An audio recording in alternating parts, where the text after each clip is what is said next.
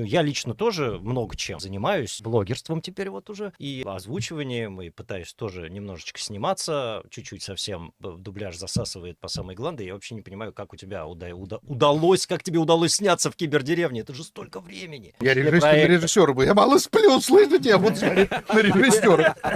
На довольно выспавшегося режиссера. Буду его жаловать. Какие-то работы я делал в походном режиме. Есть там реклама, которую я не могу. Я делаю ее в костюм-вагине. Я писал, во-первых, себе строю в гостиницах домик вместо сна из матрасов.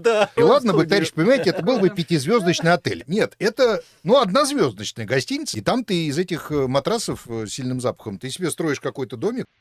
Вроде норм. У меня есть перевозной такой комплект, микрофон с карточкой. Так что, из чего-то нельзя вывалиться, из чего-то я вываливаюсь. Да, какие-то работы я уже говорю, что я не смогу, и все, и меня там нету, вываливаешься. Но зато ты знаешь, чем ты вознагражден.